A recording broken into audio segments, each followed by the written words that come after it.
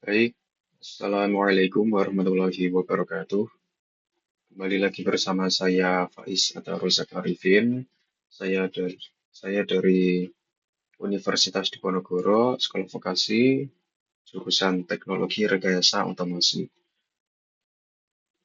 Saya dari angkatan 2024 dengan NIM 440 3246227.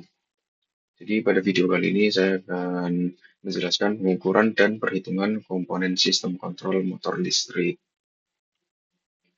Jadi tujuannya adalah untuk memahami langkah-langkah perhitungan arus beban penuh pada motor, mengetahui cara pemilihan MCB, kabel, kontaktor, dan thermal overload relay, mempelajari sizing atau pengukuran komponen untuk rangkaian start delta, dan memahami sheet sizing atau pengukuran sebagai panduan cepat. Oke, langsung saja perhitungan arus motor. Jadi, arus beban penuh itu adalah arus maksimum yang dapat ditarik motor selama operasi.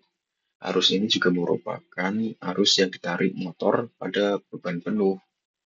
Untuk menemukan arus beban penuh motor, maka perlu membaca nameplate yang meliputi nilai daya motor dalam kilowatt, tegangan suplai dalam volt, faktor daya motor, efisiensi motor. Jadi untuk rumusnya sendiri ini ya, IFL sama dengan, nah ini rumusnya. Jadi P ini adalah dayanya, PL ini adalah tegangan supply, sepertiga ini adalah pembagian fasanya ya, dan PF ini adalah faktor daya, ini adalah efisiensi, simbol efisiensi. Nah, kalau di nameplate-nya yang diketahui adalah kilowatt, maka kita menggunakan rumus yang ini. Tapi kalau yang diketahui adalah horsepower, kita menggunakan rumus yang ini. Selanjutnya, nah, cara menemukan arus beban penuh motor. Jadi, kan yang kita cari adalah ini ya. Kita cari satu-satu terlebih dahulu. Nilai daya motor dalam kilowatt. Nah, dalam nameplate ini, kan diketahui nih, 5,5 kW. Nah, berarti sudah dapat nih nilai daya motor. Dalam kilowattnya adalah 5,5 kilowatt. Selanjutnya adalah tegangan supply dalam volt. Nah, untuk tegangan supply-nya ini, nah, kan di sini ada dua, dari sini dan di sini. Nah, kita lihat nih, kita ini menggunakan frekuensinya 50 Hz atau 60 Hz. Kalau semisal menggunakan 50 Hz, kita menggunakan yang ini. Kalau menggunakan yang 60 Hz, kita menggunakan yang ini. Tapi di sini saya akan menggunakannya yang 60 Hz. Jadi kita mengambil sisi yang sini. Nah, di sini masih ada lagi 380 hingga 480 dan 660 hingga 690. Nah, menggunakan yang mana? Itu tergantung dari rangkaiannya, apakah kita menggunakan star atau delta. Ini ada Y ini berbentuk seperti Y ini berarti star, yang segitiga ini berarti delta. Tapi di sini saya akan menggunakan yang delta, jadi saya akan menggunakan yang sisi kiri sini. Lalu kan masih ada 380 hingga 480. Nah, menggunakan yang mana antara dua ini? Kita menggunakan sesuai dengan tegangan yang digunakan pada rangkaian yang kita gunakan. Misalnya, saya menggunakan 380 ya. Jadi saya ambil yang 380. Oke, berarti tekanan suplainya sudah diketahui yaitu 380 volt. Lalu faktor daya motor. Faktor daya motornya itu adalah yang ini. Nah, karena kita tadi ambil sisi yang kiri, 380 ini sisi yang kiri, berarti untuk faktor daya motornya kita ambil yang sisi kiri juga, yaitu 0,92. Berarti sudah diketahui faktor daya motornya yaitu 0,92. Lalu untuk efisiensi motor, efisiensi motor itu adalah yang ini nih, ada dua ini. Lah, kita pilih yang mana di antara dua ini? Jadi ini adalah arus beban penuh yang digunakan 100%, sedangkan yang ini adalah arus beban penuh yang hanya digunakan 75%. Nah, kan kita nggak tahu nih apakah arus beban penuhnya itu digunakan 100% atau 75%. Tapi kita asumsikan seluruh motor itu berjalan secara 100%. Jadi kita gunakan yang ini. Jadi nilainya adalah 85,7%. Oke, kurang lebih seperti itu. Jadi sudah diketahui efisiennya adalah 85,7%. Selanjutnya langsung dimasukkan saja. Karena tadi yang diketahui adalah kilowatt, jadi kita menggunakan rumus yang ini. Jadi semua nilainya dimasukkan ke dalam sini dan diketahui arus beban penuh pada motornya adalah 10,59 ampere. Oke, kurang lebihnya seperti itu. Selanjutnya kita mencari tahu bagaimana cara menentukan ukuran pada MCB pada doll starter. Nah, karena jenis motor yang umum digunakan pada industri-industri dan berbagai macam lainnya itu adalah squirrel cage atau sangkar tupai. Jadi kita menggunakan yang ini. Jadi langsung saja. Nah, ini ada inverse time breaker. Jadi inverse time breaker itu adalah memutus sirkuit yang dapat memutus secara magnetis dengan hubung singkat atau dapat memutus dengan thermal. Nah, jadi nilai 250-nya ini nanti akan kita masukkan ke dalam perhitungan. Ya, jadi tabel ini adalah jadi di sini ya maksimum rating or setting. Jadi rating atau set atau pengaturan maksimum untuk motor seperti itu. Nah, nanti untuk tipe yang digunakan MCB-nya akan kita ketahui setelah melakukan perhitungannya. Nah, masuk ke dalam sini.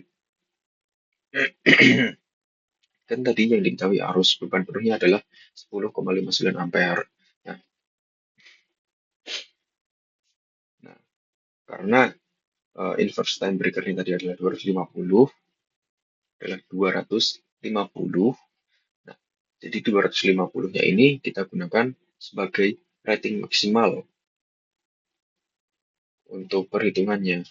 Jadi 250%. Ini adalah rating maksimal, tidak boleh melebihi 250% ini. Jadi untuk rumusnya sendiri adalah ini.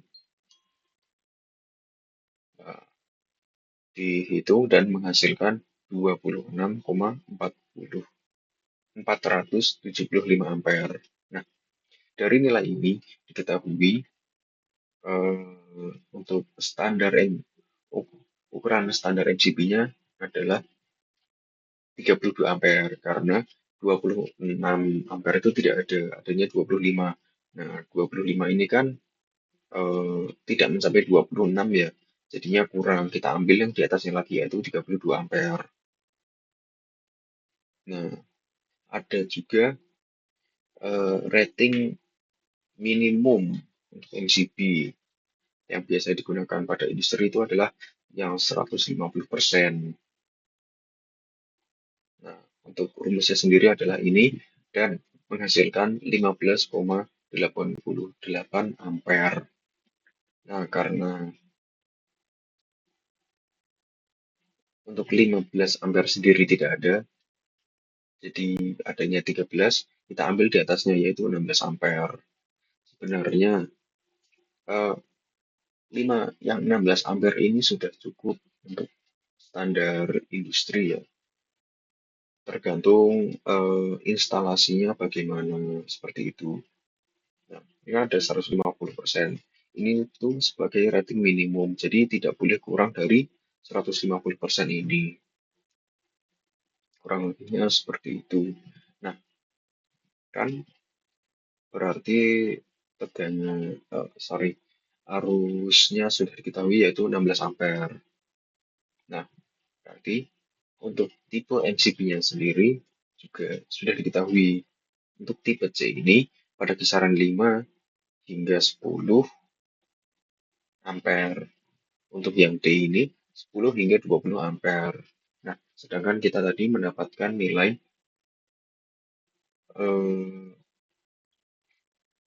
mengambil nilai yang 16 ampere. Karena ini sudah cukup untuk penggunaan pada instalasi. Jadi, karena 16 itu melebihi 10 ampere, jadi kita ambil yang tipe D. Kurang lebihnya seperti itu. Lanjut, untuk pengukuran kabel pada pedal starter. Jadi, arus beban penuh adalah arus nominal motor ketika bekerja penuh. Dalam instalasi, ukuran kabel tidak boleh hanya pas dengan arus beban penuh, tapi harus ditambah faktor keamanan yaitu 125% dari arus beban penuh. Ukuran kabel motor ditentukan lebih dari sama dengan 125% arus beban penuh agar aman dari panas, mampu menghadapi lonjakan arus saat starting sesuai standar instalasi, emisi, dan buil, serta menjaga keandalan sistem jangka panjang. Jadi untuk rumusnya sendiri itu yang ini ya, karena tadi 125%, jadinya hasil perhitungannya seperti ini menghasilkan 13,23 ampere. Nah, dari hasil ini 13,23 ampere. Kalau jadi ini adalah ukuran dengan AWG ini ya. Jadi chopper ini adalah tembaga aluminium. Nah, ini aluminium kurang lebih seperti itu. Nah, yang ini 15, 20, 30 ini itu adalah ampernya ya sebagai ampere. Nah, untuk 60 derajat, 75 derajat, 90 derajat ini itu adalah ketahanan dari si kabel itu dalam eh, dalam menghadapi panas. Jadi eh, kabel ini kuat untuk menghadapi panas hingga 60 derajat Celcius. Jadi kalau melebihi 60 derajat, si kabel ini tidak akan kuat seperti itu. Nah, kan kita nggak tahu nih kabelnya itu em, menggunakan eh, kabelnya itu menggunakan dengan jenis dengan jenis yang tahan pada suhu berapa kan kita tidak tahu. Jadi kita asumsikan saja eh, menggunakan suhu 60 derajat Celcius ini. Nah, kan tadi ampere sudah diketahui nih. Nah, ini ada 15 ampere. Tapi 15 ampere ini terlalu berdekatan dengan 13,23 ampere. Jadi kita ambil yang di atasnya lagi. 20 ampere. Kenapa kita tidak ambil yang 15 ampere? Karena ditakutkannya saat terjadi lonjakan arus, nah itu ternyata melebihi 15 ampere. Jadi ditakutkan malah kabelnya tidak kuat dan terbakar seperti itu. Karena itu kita ambil yang 20 ampere. Jadi ukurannya adalah 12. Nah, 12 ini memiliki luas yaitu 4 milimeter persegi, kurang lebihnya seperti itu. Jadi sekarang kita sudah mendapat ukuran kabelnya ya, ya kurang lebihnya seperti itu. Selanjutnya adalah pengukuran kontaktor pada key starter. Jadi kontaktor bekerja sebagai alat kontrol yang harus mampu menangani arus beban penuh tanpa rusak atau aus. Meskipun standar NEC tidak secara eksplisit menyebutkan kontaktor, cara memilihnya bisa dianggap mirip dengan pemilihan kabel. Maka dari itu, ukuran atau kemampuan kontaktor harus setidaknya 125% dari arus beban penuh agar operasinya tetap aman. Jadi kurang lebih caranya mirip seperti pada pengukuran kabel ya. Jadi kan hasil perhitungannya ya mirip-mirip lah, harusnya sama ini ya. Ini kurang ditambahkan berapa tadi? Kurang ditambahkan angka 3 ya. Oh, yang ya ini kurang ditambahkan angka 3. Kurang lebihnya seperti ini. Nah, kan 13 itu tidak ada. Jadi adanya 12. Kita ambil yang di atasnya 12 yaitu 16. Jadi sekarang sudah diketahui untuk standar ukurannya yaitu yang 16 ampere. Kurang lebihnya seperti itu. Oke, selanjutnya adalah pengukuran thermal overload relay pada dual starter. Nah, pertama kita harus mengetahui faktor dayanya. Nah, kita bisa membaca melalui template pada motornya. Nah, di sini ada contoh service faktor, yaitu 1,15. Nah, 1,15 ini kita gunakan untuk mencari uh, rating overload, thermal overload relay-nya. Nah, dan akan menghasilkan 12,17 ampere. Nah, karena yang diketahui adalah 12,17 ampere, jadi kita mengambil yang ini ukurannya 9 hingga 13 ampere. Ini sudah cukup untuk pemakaian pada dual starter. Kurang lebihnya seperti itu. Oke, selanjutnya ada pengukuran kabel pada star delta starter. Jadi kurang lebih cara mengukurnya itu mirip-mirip dengan eh, perhitungan yang sebelumnya ya.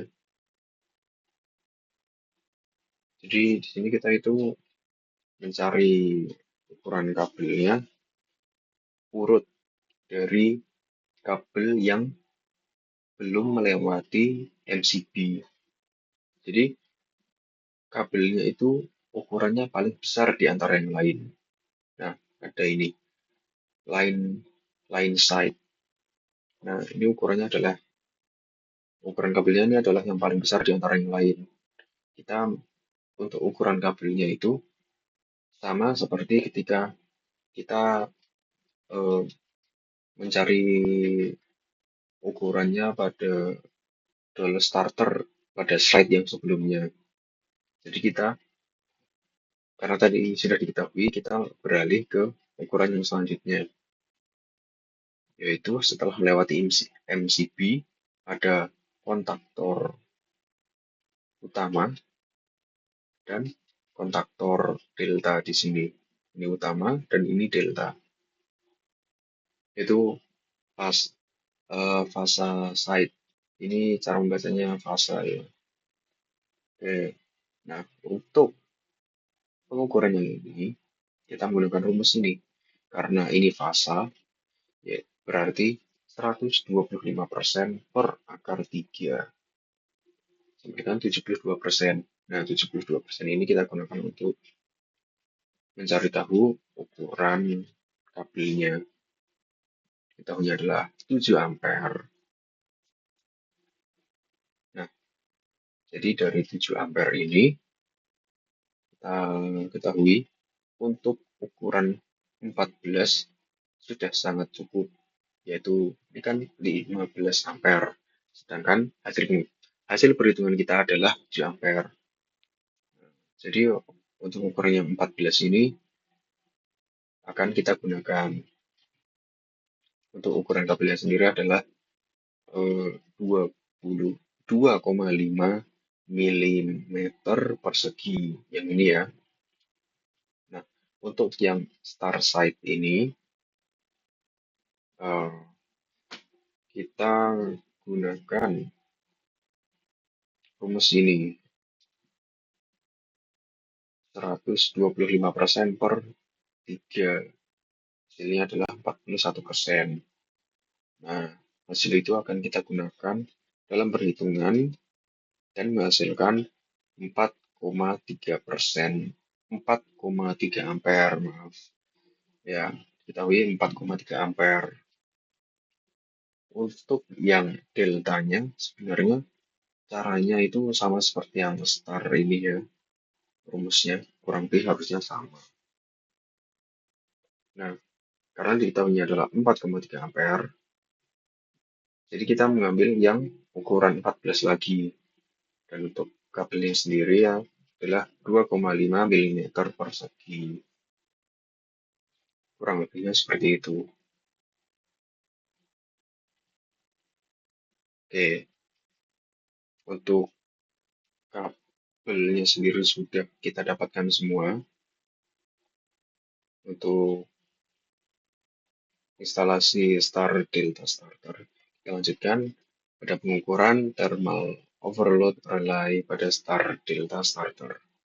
Nah, jadi pada rangkaian daya itu, pada setiap lokasi, mereka itu memiliki caranya masing-masing, bisa dibilang seperti itu. Nah, yang dimaksud caranya masing-masing itu apa? Nah, ini, yaitu peletakan thermal overload relay-nya itu ada fase side, yaitu setelah melewati kontaktor utama.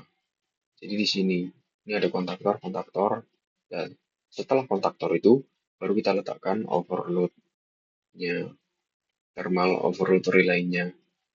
Nah, kurang lebihnya seperti itu. Nah, sedangkan untuk line side, kita meletakkan,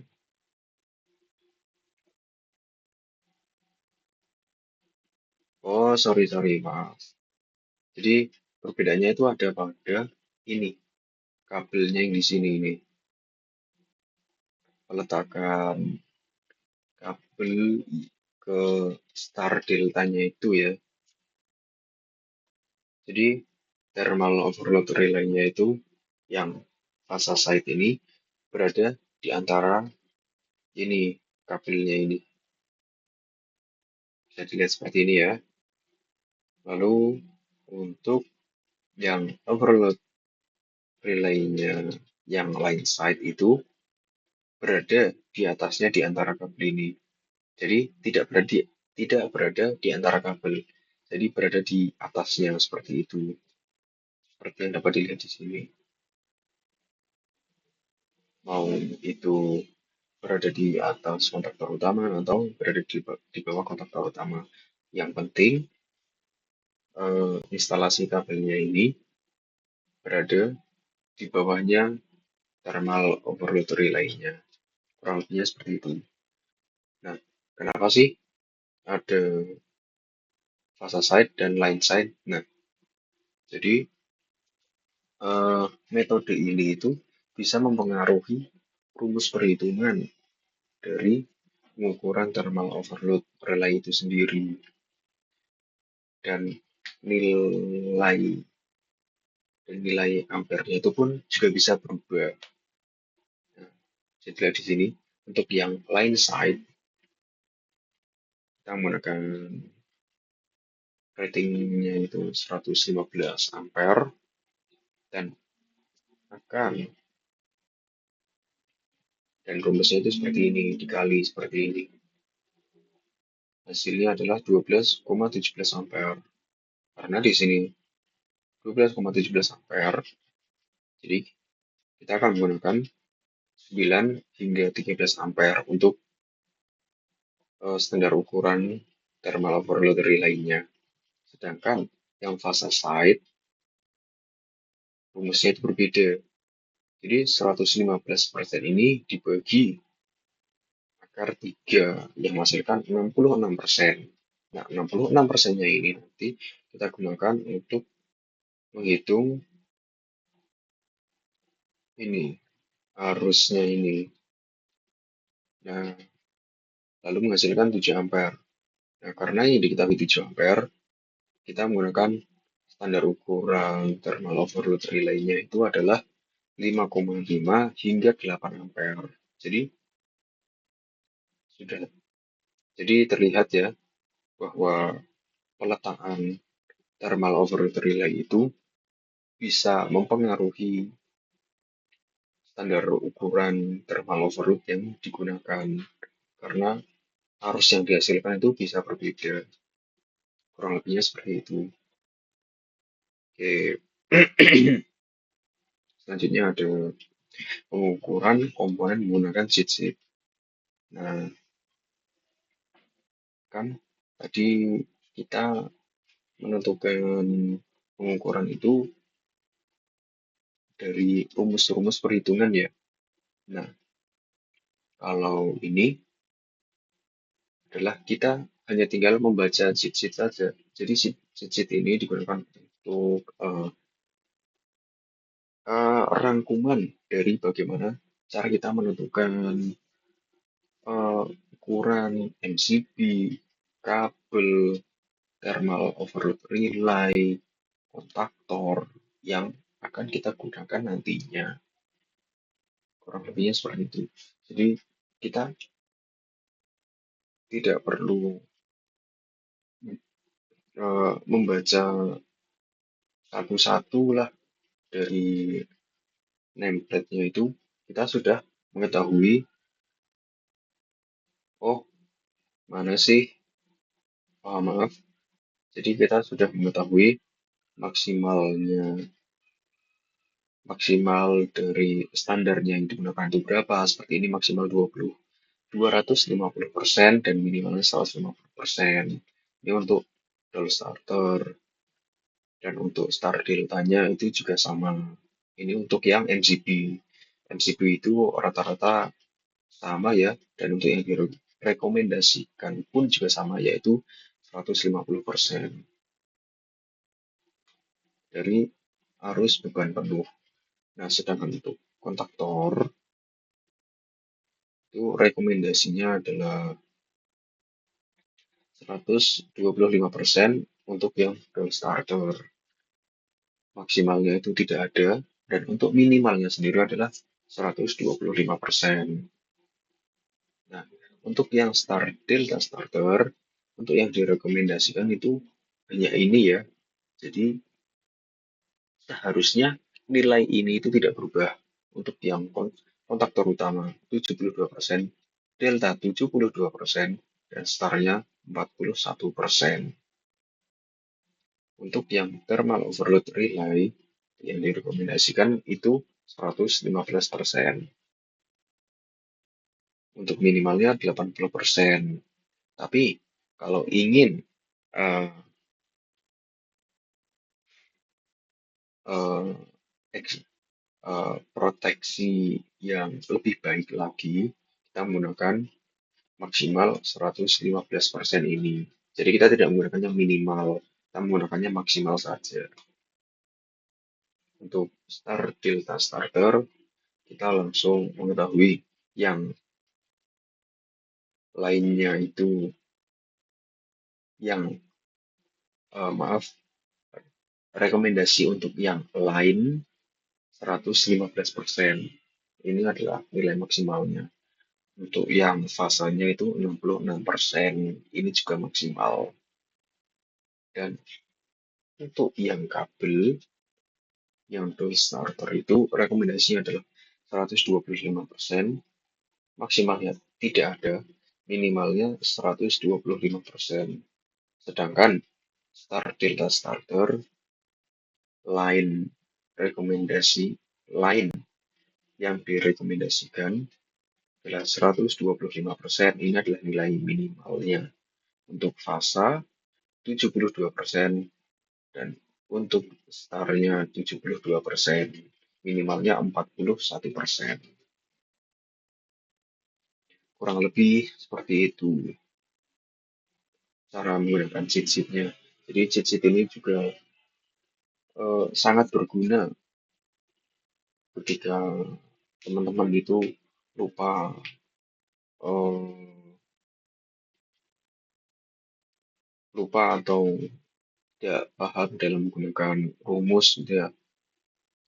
Jadi bisa dibantu oleh cheat sheet ini untuk mengingat-ingat seperti itu. Nah, jadi kesimpulan dari materi ini sendiri adalah arus beban penuh menjadi acuan utama dalam menentukan komponen sistem kontrol motor listrik. Pemilihan MCB, kabel, dan kontaktor. Maaf, saya lupa. Oh, tidak.